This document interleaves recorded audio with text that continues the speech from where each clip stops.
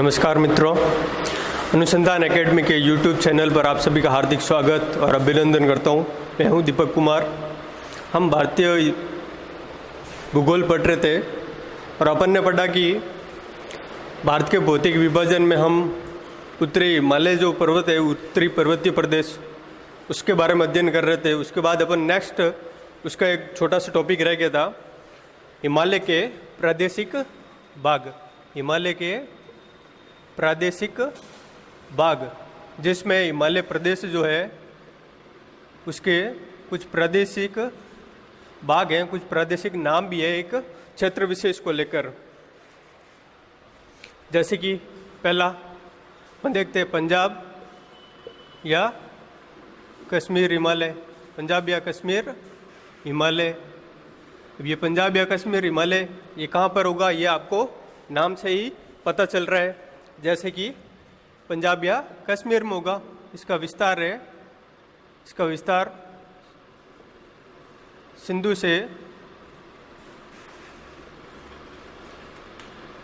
सतलज नदी तक है। इसका विस्तार सिंधु से सतलज नदी तक है और इसमें प्रमुख श्रेणियां हैं। इस जो प्रादेशिक भाग है कश्मीर पंजाब हिमालय में, इसके कुछ श्रेणियां हैं, जिसमें पीर पंजाल श्रेणी अपन ने इसके बारे में पढ़ा है। पीर पंजाल श्रेणी और जास्कर श्रेणी। दूसरा है पंजाब या कश्मीर हिमालय के बाद में दूसरा है कुमाऊं हिमालय। कुमाऊं हिमालय, ये कुमाऊं कहाँ पर है, नाम से आप पता लगा सकते हैं। ये इसकी स्थिति है उत्तराखंड में। इसकी स्थिति कहाँ पर है, उत्तराखंड में। और ये विस्तृत है सतलज नदी से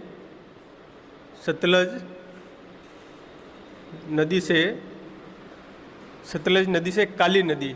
सतलज नदी से काली नदी। काली नदी जो है नेपाल से आती है और यूपी बिहार तक बहती है, यूपी में बहती है। सतलज नदी से काली नदी इसका विस्तार क्षेत्र है।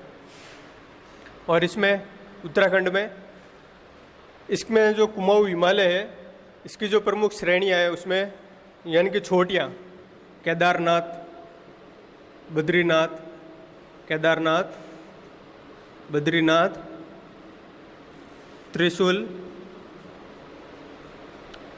केदारनाथ, बद्रीनाथ, त्रिशूल, नंदा देवी आदि और भी है। ये हो गए दो, पंजाब या कश्मीर हिमालय, सिंधु से सतलज नदी तक विस्तृत श्रेणियाँ, पीर पंजाल और जास्कर श्रेणियाँ थी इसमें। दूसरा है कुमाऊं हिमालय, उत्तराखंड में स्थित है, सतलज नदी से काली नदी के बीच में विस्तृत है। केदारनाथ, बद्रीनाथ, त्रिशूल, नंदा देवी आदि इसकी प्रमुख चोटियाँ है। इसको एक बार आप नोट कर लीजिए। फिर आगे यही लिख देता हूँ मैं। 3 नंबर पे है अपना नेपाल हिमालय। नेपाल हिमालय नाम से आप पता लगा सकते हैं इसका विस्तार या विस्तृत, इसकी स्थिति कहाँ होगी, नेपाल, तिब्बत, नेपाल और तिब्बत में। और इसकी प्रमुख चोटियाँ है अपना विश्व की सबसे सर्वोच्च चोटी माउंट एवरेस्ट, और दूसरी है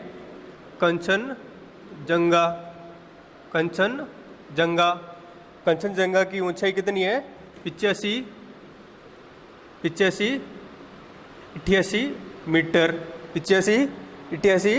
मीटर। ये हो गया नेपाल हिमालय। नेपाल तिब्बत में माउंट एवरेस्ट और कंचनजंगा इसकी सर्वोच्च चोटियाँ हैं। चौथा है अपना असम हिमालय। इसका भी आप नाम से पता लगा सकते हैं। इसकी स्थिति कहाँ पर होगी, असम में। इसकी स्थिति कहाँ पर होगी, असम में। ये यहाँ तक है, इसकी स्थिति कहाँ पर होगी, असम में। और ये जो है क्रमिक ऊंचाई कम होती है, क्रमिक ऊंचाई कम होती है, ऊंचाई कम होती है, वह चौड़ाई भी कम होती जाती है।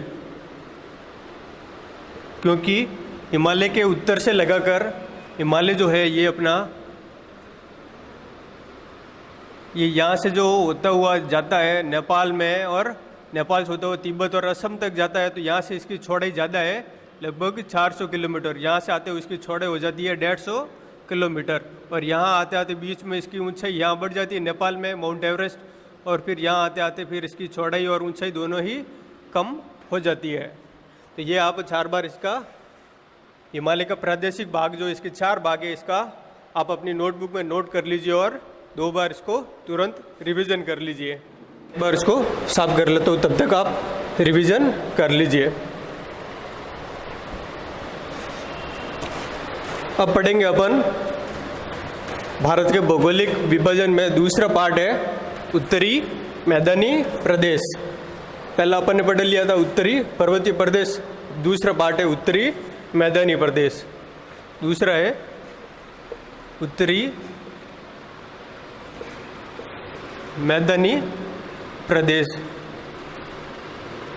उसके बारे में थोड़ी सी डिटेल अपन यूं ही पढ़ लेते। उत्तरी मैदानी प्रदेश आपको पता है हिमालय से होकर जो नदियाँ निकलती है,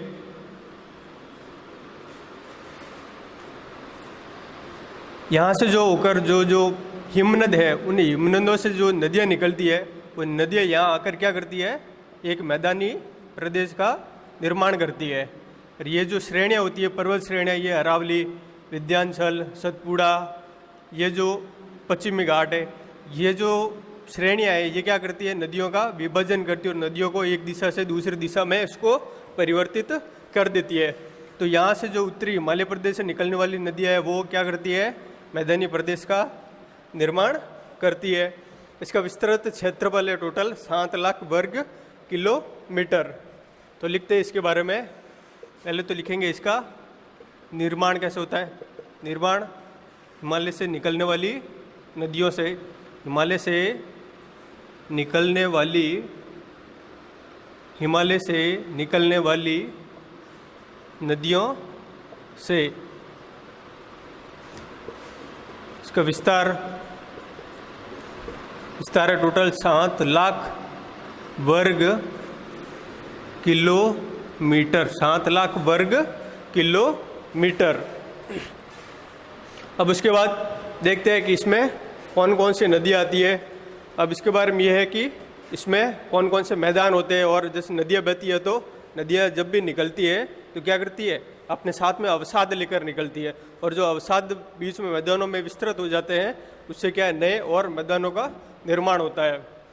तो इस उत्तरी मैदानों में जलोढ़ मैदान पाए जाते हैं, जलोढ़ मैदान पाए जाते हैं। जलोढ़ मैदान पाए जाते हैं। जो जलोढ़ मैदान क्या है, उपजाऊ भूमि होती है। ये क्या है, एक उपजाऊ भूमि होती है। उपजाऊ भूमि होने के कारण कृषि ज़्यादा, यानी कि कृषि ज़्यादा का मतलब हुआ उत्पादन ज़्यादा होगा। जहाँ उत्पादन ज़्यादा होता है वहाँ पर क्या होती है, जनसंख्या घनत्व ज़्यादा होता है। जनसंख्या घनत्व ज़्यादा, एक दूसरे से कनेक्ट करते हुए चलते हैं। जलोढ़ मैदान नदियों से निकलने वाली नदियाँ जो आपस में क्या लाती है, जो रेत लाती है, जो मिट्टी लाती है, वो काफ़ी उपजाऊ होती है। और वो उपजाऊ मिट्टी होती है वो कृषि के लिए ज़्यादा लाभदायक होती है, जिसके कारण कृषि उत्पादन ज़्यादा होता है। और जहाँ कृषि उत्पादन ज़्यादा होगा वहाँ रोजगार ज़्यादा होंगे और जनसंख्या घनत्व भी ज़्यादा होगा। जैसे जनसंख्या घनत्व वाले क्षेत्र कौन कौन से, बिहार देख लो आप, वेस्ट बंगाल देख लो, और अपना यूपी देख लो। यहाँ जनसंख्या ज़्यादा है और मैदानी प्रदेश भी यही है, यूपी, बिहार और ये वेस्ट बंगाल। ठीक है ना। एमपी आ गया, इसके बाद में भी एमपी आ जाएगा। तो यहाँ जनसंख्या घनत्व ज़्यादा है क्योंकि उत्तरी मैदानी प्रदेश का भाग यहाँ पर ज़्यादातर है। ये एक बार आप नोट कर लीजिए।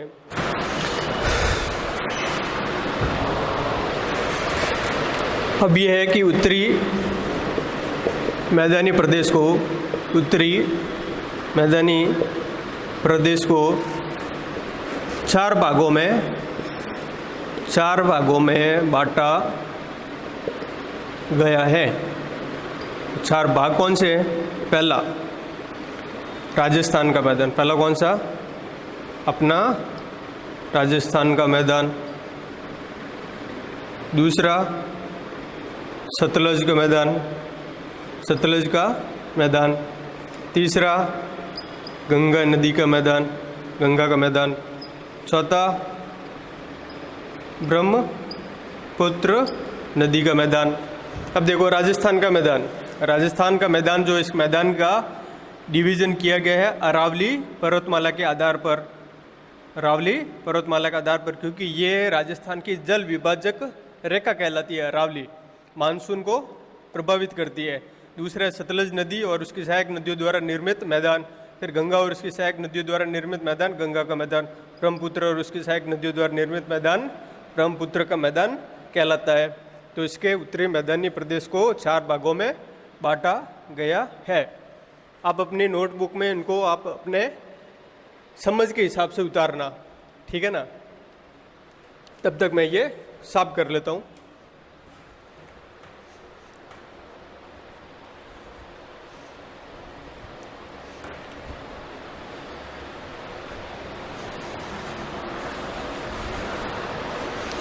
अब देखते हैं वो 4 भाग। इनमें से पहला भाग अपन पढ़ते हैं राजस्थान का मैदान। राजस्थान का मैदान नाम से ही पता चल रहा है ये कहाँ पर होगा, इसकी स्थिति राजस्थान में ही होगी।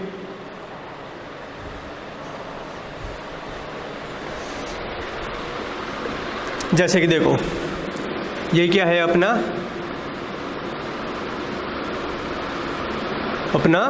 राजस्थान है। अब राजस्थान में ये गुजरात है, गुजरात में यहाँ से ये जो अरावली पर्वतमाला निकलती है उदयपुर से प्रवेश करती है, यहाँ से होते हुए ये दिल्ली तक विस्तृत है। अब ये जो है अरावली पर्वतमाला ये राजस्थान की जल विभाजक रेखा है। इसके आधार पर राजस्थान के मैदान का निर्णय हुआ है। जैसे कि यहाँ पर बीच में एक है 25 सेंटीमीटर समवर्षा रेखा। ये क्या है, 25 सेंटीमीटर समवर्षा रेखा। इसके आधार पर मैदान का निर्माण है। इसके इधर वाला भाग जो है अरावली के, ये राजस्थान का मैदान कहाँ है, देखो ये अरावली पर्वतमाला, ये अरावली पर्वतमाला है। तो अरावली पर्वतमाला के पश्चिम में स्थित है। इसकी स्थिति कहाँ है, अरावली के पश्चिम में, अरावली के पश्चिम में, ठीक है ना। अब इसके भी 2 भाग, इसके 2 भाग है। 2 भाग का आधार क्या है, 2 भागों का आधार है वर्षा के आधार पर इसको 2 भागों में बांटा गया है। जैसे कि ये देखो 25 सेंटीमीटर समवर्षा रेखा इसको 2 भागों में बांटती है। एक तो है 0 से 25 सेंटीमीटर वर्षा यहाँ पे, और यहाँ है 25 से 50 सेंटीमीटर वर्षा के बीच वाला क्षेत्र। ये तो कहलाता है बागड़। ये क्या कहलाता है, बागड़, राजस्थान का बागड़। और ये कहलाता है अपना मरुस्थल, जिसमें अपना बाड़मेर जिला भी यहाँ पर ही है, ठीक है ना। ये 2 भागों में बांटा है इसको। तो पहला है राजस्थान बांगड़, दूसरा मरुस्थल। अब इसके बारे में अध्ययन करते हैं। राजस्थान बांगड़ क्या है, यह अरावली से 25 सेंटीमीटर सम वर्षा रेखा के बीच स्थित, समवर्षा रेखा के बीच स्थित, और वर्षा कितनी होती है यहाँ पर, 25 से 50 सेंटीमीटर। दूसरा यहाँ पर वनस्पति कैसी होगी, वनस्पति या जो जलवायु है, वनस्पति या जलवायु कैसी होगी, अर्ध उष्णकटिबंधीय, अर्ध उष्णकटिबंधीय जलवायु होगी, अर्ध उष्णकटिबंधीय जलवायु, ठीक है मित्रों। ये हो गया राजस्थान बांगड़ के बारे में। अब इस मरुस्थल के बारे में देखते हैं। देखो पता चल रहा है 25 इसकी स्थिति, मरुस्थल की स्थिति। ये मरुस्थल के बारे में अपन अध्ययन कर रहे हैं मित्रों, ध्यान करना। मैं ये जो एरो कर रहा हूँ ये एरो मरुस्थल के लिए है। इसकी स्थिति हो गई 25 सेंटीमीटर समवर्षा रेखा से रेड क्लिफ रेखा तक, 25 सेंटीमीटर समवर्षा रेखा से रेड क्लिप रेखा तक, रेड क्लिप रेखा तक। दूसरी बात, यहाँ पर वर्षा कितनी होती है? वर्षा होती है 25 सेंटीमीटर तक। जलवायु कैसी है? मरुस्थलीय। जलवायु कैसी है? मरुस्थलीय जलवायु। मरुस्थलीय जलवायु पाई जाती है। और यहाँ की जो प्रमुख जिले हैं, इसमें प्रमुख जिले, क्योंकि मरुस्थलीय जलवायु है, खारा पानी होगा। खारा पानी जैसी खारा पानी की जिले कौन कौन सी है? पचपदरा हो गई, लूण करणसर, लूण करणसर, डीडवाना, यहाँ की प्रमुख जिले हैं। ये राजस्थान के मैदान के बारे में अध्ययन हो गया। पहला तो हो गया राजस्थान बांगड़, दूसरा हो गया मरुस्थल। 25 सेंटीमीटर समवर्षा रेखा इसका आधार है। अरावली पर्वत श्रेणी को आधार मानकर इसका 2 भागों में विभाजन किया गया। एक है 0 से 25 सेंटीमीटर वर्षा वाला, एक है 25 से 50 सेंटीमीटर वर्षा रेखा वाला। ठीक है मित्रों, एक बार नोट कर लीजिए और कम से कम 2 बार इसको तुरंत अभी के अभी रिवीजन करिए आप।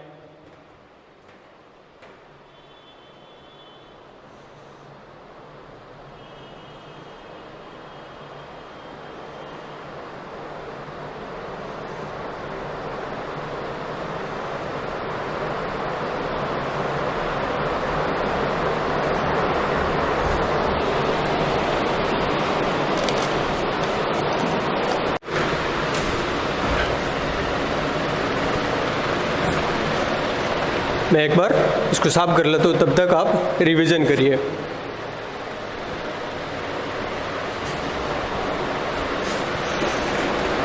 आप मैप और डायग्राम ये जो है ये साथ साथ में बनाते जाइए। मरुस्थल के बारे में 25 सेंटीमीटर समवर्षा रेखा से रेड क्लिप रेखा तक वर्षा होती है 25 सेंटीमीटर तक। मरुस्थलीय जलवायु है। प्रमुख जिले कौन से है? पचपदरा, लूणकरणसर, डीडवाना आदि। प्रमुख नदी भी अपने यहाँ मरुस्थल की लूणी नदी है। अब देखते हैं दूसरा मैदान। दूसरा मैदान कौन सा था? सतलज का मैदान। नाम से पता चल रहा है सतलज नदी है, उसकी सहायक नदियों से इसका निर्माण हुआ है। इसका निर्माण सतलज व उसकी सहायक नदियों द्वारा, निर्माण सतलज और उसकी सहायक नदियों द्वारा। दूसरी बात, सतलज का मैदान जो है वो भी काफ़ी उपजाऊ मैदान है, क्योंकि सतलज नदी जो है हिमालय से निकलकर आती है और वो कहाँ बहती है? हिमाचल प्रदेश,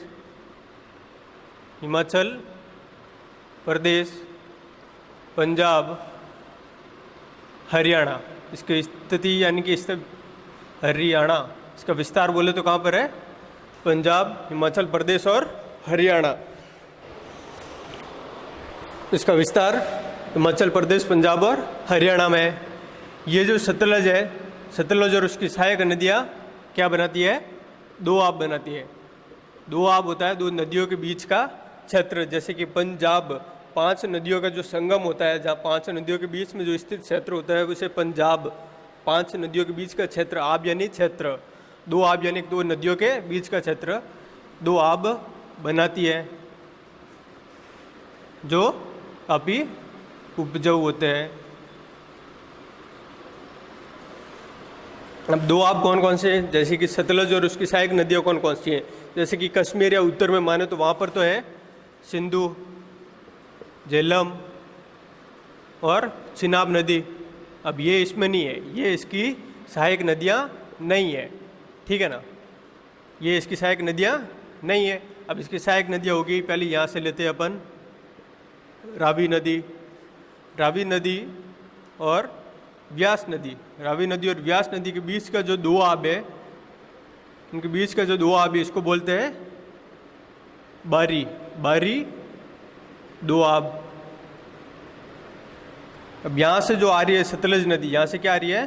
सतलज नदी, और ये है सतलज नदी। सतलज नदी और व्यास नदी के जो बीच का दोआब है, ये दोआब कहलाता है बिस्त दोआब। ये क्या कहलाता है? बिस्त दोआब, बिस्त दोआब। अब फिर आता है यहाँ पे घग्गर नदी, यहाँ से निकल रही है घग्गर नदी। अब घग्गर और सतलज नदी के बीच का जो क्षेत्र है वो कहलाता है मालवा का मैदान। वो क्या कहलाता है? मालवा का मैदान। जो मालवा मैदान कहाँ पर है? घग्गर और सतलज नदी के बीच का क्षेत्र मालवा मैदान, जो पंजाब और हरियाणा में विस्तृत है। सतलज के बाद यहाँ पर आती है घग्गर। घग्गर के बाद यहाँ पर जो नदी है वो है सतलज। रावी और व्यास नदी के बीच का बारी दोआब, सतलज और व्यास नदी के बीच का बिस्त दोआब, घग्गर और सतलज के बीच का मालवा का मैदान। फिर आते हैं घग्गर। घग्गर और यहाँ है यमुना नदी। घग्गर और यमुना नदी के बीच का जो क्षेत्र होता है उसे कहते हैं हरियाणा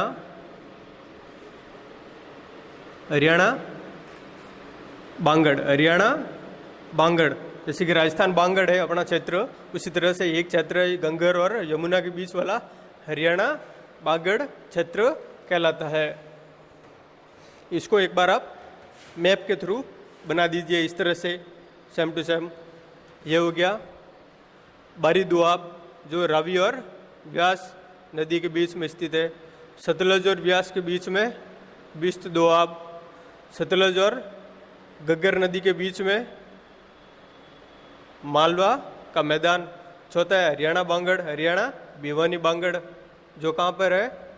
घग्गर नदी और यमुना नदी के बीच। ये क्या बनाती है? दोआब बनाती है, और दोआब काफ़ी उपजाऊ मैदान होते हैं।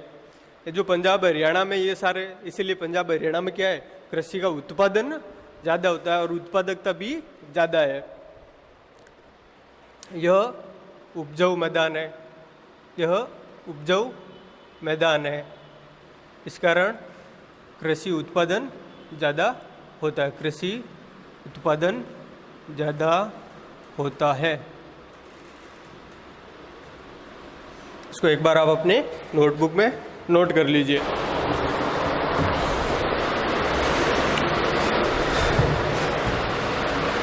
रावी और व्यास के बीच में बारी दोआब, सतलज और व्यास के बीच में बिस्त दोआब, घग्गर और सतलज के बीच में मालवा का मैदान, घग्गर और यमुना के बीच में हरियाणा भिवानी बांगड़।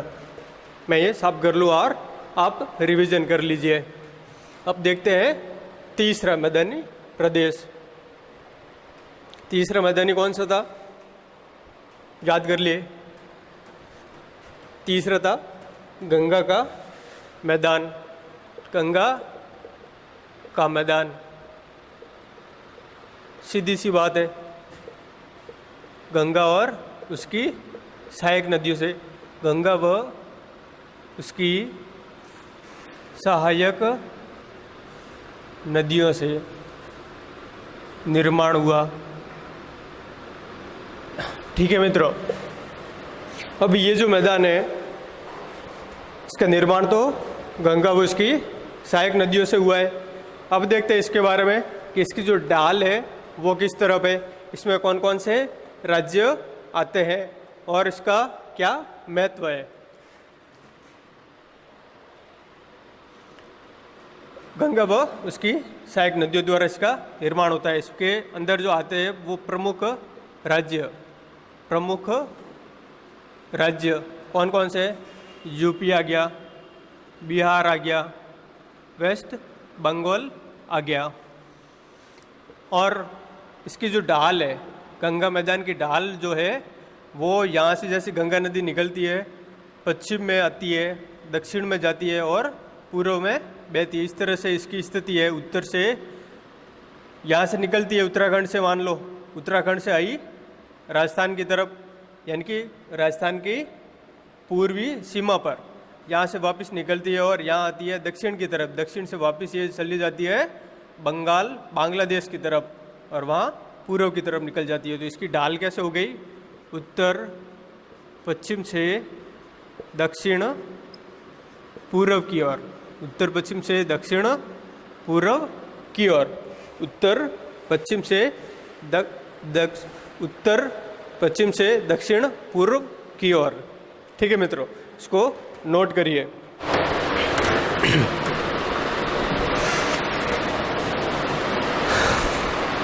प्रमुख राज्य यूपी, बिहार और वेस्ट बंगाल। गंगा का मैदान गंगा और उसकी सहायक नदियों के द्वारा निर्मित हुआ। इसका ढाल है, इसकी ढाल उत्तर पश्चिम से दक्षिण पूर्व की ओर।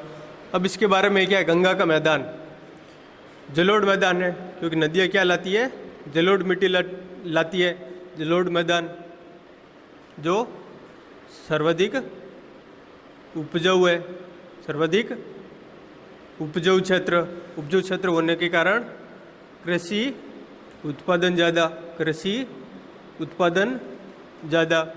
उत्पादन ज़्यादा। वहाँ पर क्या होगा, जनसंख्या घनत्व ज़्यादा, जनसंख्या घनत्व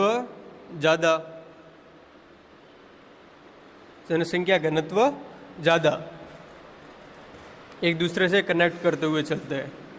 जनसंख्या घनत्व ज़्यादा हो गया। अब जो है गंगा का मैदान कहाँ से निकल रहा है, मान लो कि ये क्षेत्र है, ये यहाँ से कश्मीर वाला है और यहाँ से आते हैं अपन, यहाँ मैदान है, ये मैदान यहाँ से निकलती है नदी, मान लो यहाँ से यूँ बहती है, यूँ बहती हुई इधर की तरफ बांग्लादेश की तरफ जाती है। तो ये बीच वाला पूरा क्षेत्र गंगा और उसकी सहायक नदियों द्वारा निर्मित है। ठीक है ना। तो ये जो यहाँ दिल्ली भी है, दिल्ली के जो पूर्व का क्षेत्र है उसको भी एक स्पेशल नाम दिया गया है गंगा मैदान को। उसको नाम दिया गया है रुहेलखंड का मैदान। इसको नाम क्या दिया गया है, रुहेलखंड का मैदान, रुहेलखंड मैदान। दूसरा यूपी में जो है उसे कहते हैं अवध मैदान, यूपी में उसे कहते हैं अवध मैदान। अब आते हैं बिहार में। बिहार में गंगा नदी के उत्तर वाला भाग है, वो तो क्या कहलाता है, गंगा नदी के उत्तर का भाग कहलाता है मिथिला मैदान। गंगा नदी के उत्तर का भाग क्या कहलाता है मित्रों, मिथिला मैदान। और दक्षिण वाला भाग जो है, दक्षिण वाला भाग कहलाता है मगध का मैदान, दक्षिण वाला भाग कहलाता है मगध का मैदान। अब बिहार से वापस जब आगे निकलते हैं तब बिहार में निकलती है कोसी नदी और ये यहाँ से निकलती है महानदी। ये है कोसी नदी, ये है कोसी नदी और ये है महानदी, कोसी नदी और महानदी। आपको दिखेगा नहीं साफ, लेकिन आप मैं जैसे बोल रहा हूँ वैसे लिखते जाए। ये है कोसी नदी और ये महानदी। इसके बीच वाला जो क्षेत्र है, इसके बीच वाला जो क्षेत्र ये वाला, ये कहलाता है, इसके बीच वाला जो क्षेत्र ये कहलाता है बारिंद मैदान। क्या कहलाता है मित्रों, बारिंद मैदान। ये बारिंद मैदान हो गया। उसके बाद अपन यहाँ नीचे की ओर आते हैं, कोसी नदी और महानदी ऊपर हो गया। वेस्ट बंगाल में यहाँ से निकलती है एक दामोदर नदी। क्या निकलती है मित्रों, दामोदर नदी, जो बंगाल का शोक कहलाती है। कोसी नदी बिहार का शोक कहलाती है, दामोदर नदी बंगाल का शोक कहलाती है। और यहाँ से एक निकलती है स्वर्ण रेखा नदी, दामोदर नदी और स्वर्ण रेखा नदी।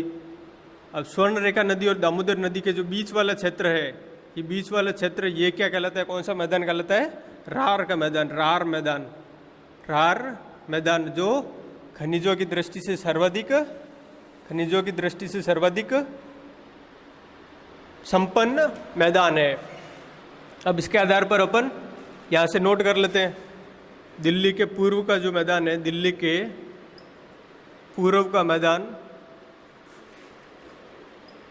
उसे कहते हैं रुहेलखंड का मैदान, रुहेलखंड का मैदान। और यूपी में जो है उसे कहते हैं अवध मैदान या अवध का मैदान। तीसरा है, तीसरा बिहार में जो है, बिहार में गंगा नदी के, बिहार में गंगा नदी के उत्तरी क्षेत्र को, उत्तरी क्षेत्र को क्या कहेंगे, उत्तरी क्षेत्र को मिथिला मैदान, उत्तरी क्षेत्र को मिथिला मैदान। व दक्षिणी क्षेत्र को मगध का मैदान कहेंगे। दक्षिणी क्षेत्र को क्या कहेंगे, मगध का मैदान। अब उसके बाद आते हैं कोसी नदी, कोसी व महानदी। कोसी व महानदी के बीच का जो क्षेत्र है, बीच का क्षेत्र, उसे किस नाम से जाना जाता है? बारिंद मैदान। उसे किस नाम से जाना जाता है? बारिंद मैदान के नाम से जाना जाता है। आपको मैंने बोला था माइंड जो मैप जो है ये आपके माइंड में होना चाहिए, तभी आपको पता चलेगा यूपी कहाँ है, बिहार कहाँ है, वेस्ट बंगाल कहाँ है, कौन सी नदी कहाँ पर निकलती है, कौन किसका शौक है। मैंने कहा था मैं भैंस पढ़ाऊँ उसमें पूंछ आएगी, पूंछ पढ़ूंगा उसमें भी भैंस आएगी। मैं कुछ भी बोलूँ वो चीज़ आपके वापस सामने आएगी और वह आपके एग्जाम में पक्का आएगी। ऐसी होती है बातें। तो अभी कोसी नदी बिहार का शौक है और दामोदर नदी बंगाल का शौक कहलाती है। स्वर्णरेखा नदी रार मैदान जो है ये धात्विक दृष्टि से संपन्न क्षेत्र है, ठीक है ना। ये बारिंद मैदान कहाँ पर है? कोसी व महानदी के बीच का मैदान बारिंद मैदान कहलाता है। अब है दामोदर नदी, दामोदर व स्वर्ण रेखा नदी, स्वर्ण रेखा नदी, इनके बीच का जो क्षेत्र है वो कहलाता है रार मैदान। ये रार मैदान धात्विक दृष्टि से संपन्न है, धात्विक दृष्टि से संपन्न, धात्विक दृष्टि से संपन्न क्षेत्र है, ठीक है मित्रों। रार मैदान हो गया, मगध हो गया, बारिंद मैदान हो गया, मिथिला मैदान हो गया, अवध मैदान हो गया, रूलखंड का मैदान हो गया। अब आप इसको एक बार अपनी नोटबुक में उतार लीजिए और तुरंत 2 बार इसका रिवीजन कर लीजिए।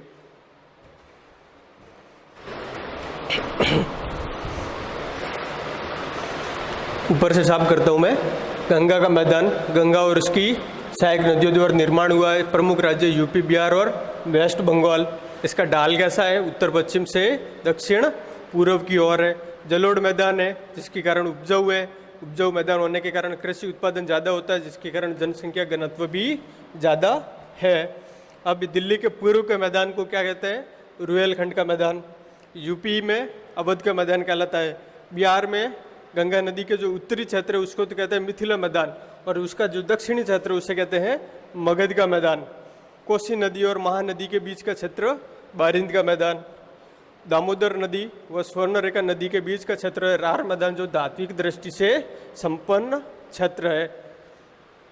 इसे रूर प्रदेश भी कहा जाता है, रूर प्रदेश। ये एक बार आपसे बने तो बना लीजिए, नहीं तो फोटो ले लीजिए, स्क्रीनशॉट लेके आप अपने पास रख सकते हैं। अब आते हैं अगला अपना चौथा वाला। चौथा मैदान था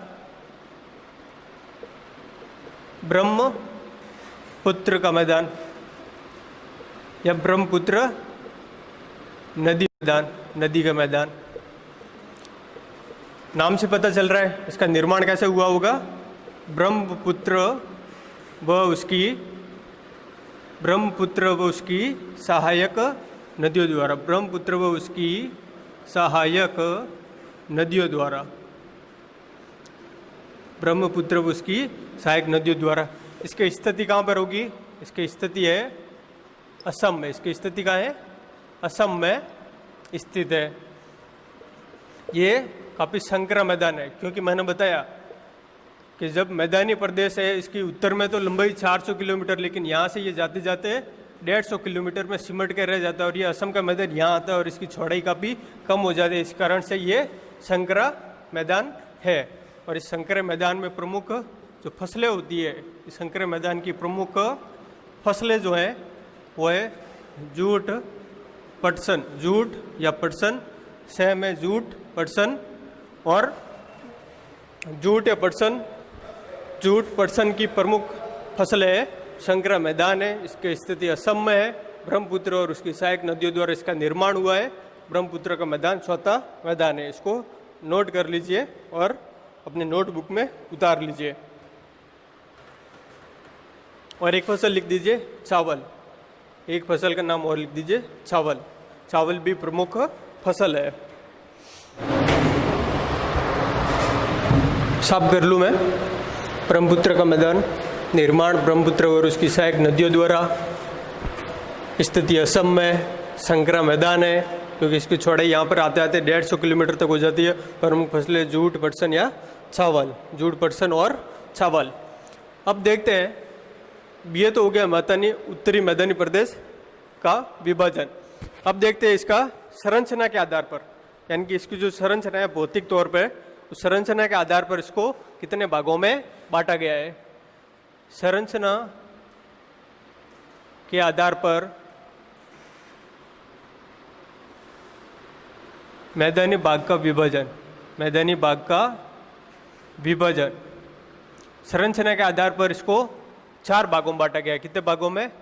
4 भागों में। कौन कौन से? एक तो है बाबर, दूसरा तराई, तीसरा खादर, चौथा बांगड़। बाबर, तराई, खादर, बांगड़। बाबर, तराई, खादर और बांगड़। ये जो क्षेत्र होता है, जैसे कि ये पहाड़ है, ये यहाँ पे क्या है? पहाड़ है। पहाड़ों के जो नीचे जो पदेन क्षेत्रों में जो ये बड़े बड़े कंकड़ होते हैं, बड़े बड़े कंकड़ होते हैं, उन कंकड़ों के बीच में जो इसकी लंबाई होती है, कंकड़ बाबर की जो लंबाई होती है वो 8 से 15 किलोमीटर होती है। और इसके नीचे नीचे ये जो कंकड़ होते हैं बड़े बड़े, इनके नीचे नदियाँ बहती रहती है और वो नदियाँ अदृश्य होती है, दिखती नहीं है। फिर आते तराई क्षेत्र। बाबर के नीचे जो है क्षेत्र वो तराई क्षेत्र कहलाता है, वो तराई क्षेत्र कहलाता है। और इसकी लंबाई होती है 15 से 30 किलोमीटर। इसकी लंबाई कितनी है? 15 से 30 किलोमीटर। और यहाँ पर नदियाँ जो है वो दिखने लग जाती है, धरातल पर दिखने लग जाती है। फिर आते खादर क्षेत्र। खादर जो नदियाँ चलती है, जो नदियाँ साथ में मिट्टी लेकर आती है, वो मिट्टी क्या है कि अपने दोनों तरफ जब बाढ़ आती है, जब बाढ़ आती है तो नदियाँ उफान पे होती है, उफान होती है तो जो भूमि में जो मिट्टी होती है वो मिट्टी दोनों तरफ जमा कर लेती है। और यही मिट्टी दोनों तरफ जमा करती है, जो नए जलोढ़ होते हैं, नए जलोढ़ मिट्टी होती है, उसे ही क्या बोलते हैं? उसे ही खादर बोला जाता है। और ये जो पहले से ये जो खादर है, अब यहाँ एक बार बाढ़ आ गई, ये खादर जमा हो गया। अब दूसरी बार जब और बाढ़ आएगी और यहाँ जो ये जो सेडिमेंट्स है, ये जो अवसाद है खादर वाले, ये यहाँ जमा हो जाएंगे, यह वाले जो ये यहाँ जमा हो जाएंगे और यहाँ पर नए मिट्टी के जमा हो जाएंगे। तो ये जो पुराने जमा हो गए उसे क्या बोलेंगे? बांगड़। पुराने जलोढ़ अवसाद क्या कहलाते हैं? पुराने जलोढ़ अवसाद बांगड़ कहलाते हैं। और नए जलोढ़ मिट्टी या जलोढ़ अवसाद क्या कहलाते हैं? खादर। और 15 से 30 किलोमीटर का जो क्षेत्र होता है तराई क्षेत्र, ये ज़्यादातर कहाँ पर है? पूर्वी क्षेत्र में, ज़्यादातर पूर्वी क्षेत्र में रह गया है, उत्तर पूर्वी क्षेत्र में। और ये बाबर क्षेत्र है पर्वतों के पदेन क्षेत्र में, पर्वतों के पदेन एरिया में, पर्वतों के जस्ट नीचे होते हैं। और इसकी लंबाई 8 से 15 किलोमीटर और तराई की लंबाई 15 से 30 किलोमीटर। ये समझने के लिए अब इसको आप विस्तार से लिखिए। बाबर क्षेत्र, बाबर क्षेत्र, बाबर क्षेत्र। इसकी लंबाई देखते हैं, इसकी लंबाई कहते हैं या चौड़ाई कहते हैं, कितनी है? 8 से 15 किलोमीटर। हिमालय के पदेन क्षेत्र में स्थित, पदेन क्षेत्र में स्थित, हिमालय के पदेन क्षेत्र में स्थित, पदेन क्षेत्र में स्थित बड़े अवसाद, पदेन क्षेत्र में स्थित बड़े अवसाद होते हैं। इनमें नदियाँ जो हैं वो अदृश्य होती है। इनमें नदियाँ जो बह रही होती है वो इन बड़े अवसादों के नीचे नीचे बहती है, जो दिखती नहीं है, इसलिए नदियाँ अदृश्य होती है। नदियाँ अदृश्य होती है।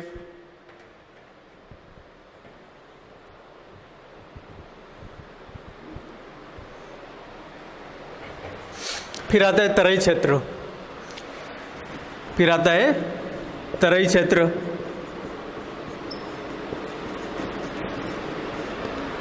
इसमें एक मिनट और लीजिए। इसका जो विस्तार है वो मेनली जम्मू कश्मीर व अरुणाचल प्रदेश में, जम्मू कश्मीर व अरुणाचल प्रदेश में प्रदेश तक, ठीक है ना। अब आता है फिर, एक बार ये आप नोट कर लीजिए, इसको आप ज़रूर बनाइएगा, इसको आप ज़रूर अपनी नोटबुक में बनाइएगा ताकि शॉर्ट में आपको याद हो जाए। 8 से 15 पदेन क्षेत्र, पूर्वी क्षेत्र में 15 से 30 नए जलोढ़ मिट्टी और पुराने जलोढ़ अवसाद्य पुराने जलोढ़ मिट्टी, इसको आप नोट कर लीजिए।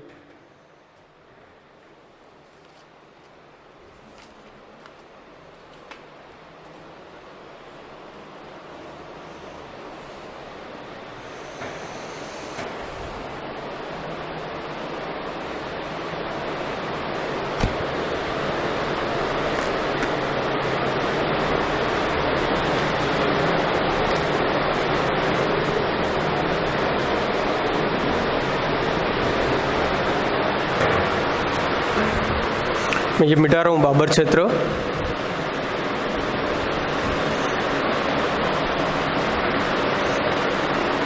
फिर आता है अपन दूसरा तराई क्षेत्र। तराई क्षेत्र, इसका विस्तार देखें तो कितना है,